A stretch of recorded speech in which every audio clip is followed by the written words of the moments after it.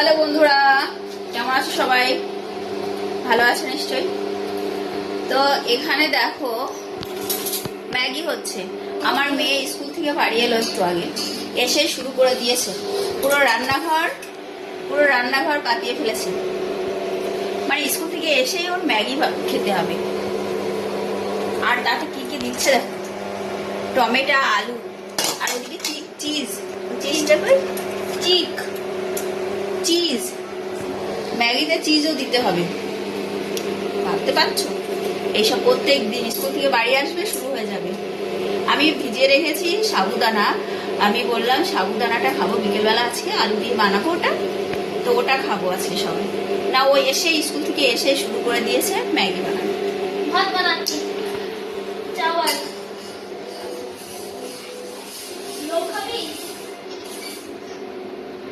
মানে প্রত্যেক দিন ওর ম্যাগি খেতেই হবে, না খেলে হবে না। ম্যাগি খাওয়াই লাগে চিজ দিয়ে। তারপরেও আর এসব জিনিস কি খাওয়া ঠিক বলো তো? বেশি সপ্তাহে 1-2 দিন খাই ঠিক আছে, কিন্তু প্রত্যেকটা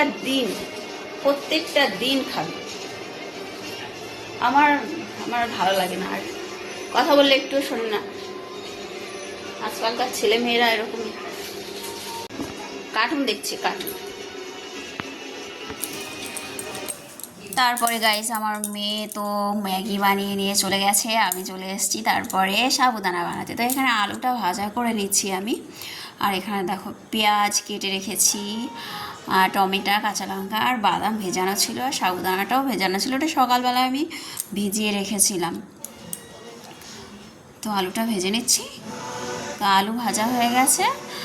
তারপরে আমি কড়াইতে একটু তেল দিয়ে, মানে তেল ছিল সেই তেলেই একটু বাদামগুলো একটু ভেজে নিয়েছি। তারপরে দিয়েছি পেঁয়াজ, সেটাও ভেজে নিয়েছি একটু হালকা করে। তারপরে টমেটো দিয়েছি, কাঁচা লঙ্কা দিয়ে হালকা ভাজা হয়ে গেলে তারপরে সাবুদানাটা দিয়ে দিয়েছি। তো সাবুদানাটা আমার মোটামুটি হয়ে যাওয়ার পরে কিছুটা রাখা ছিল। তো আমার মেয়ের কাছে আবার জিজ্ঞেস করলাম খাবে কিনা, তো বললো খাবো। তো সেটা আবার দিয়ে দিয়েছি ওটাতে, সেটাও দিলাম কড়াইতে। তারপরে যে আলুটা ভেজে রেখেছিলাম ওটাও আমি দিয়ে দিয়েছি। তো আমি তো এইভাবেই বানাই বন্ধুরা। তো তোমরা কি বানাও সাবুদানা এইভাবে? কখনো বানিয়েছো?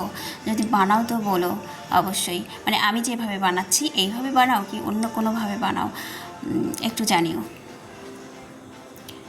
তো হয়ে গেছে আমার প্রায়, বন্ধ করে দিলাম গ্যাসটা।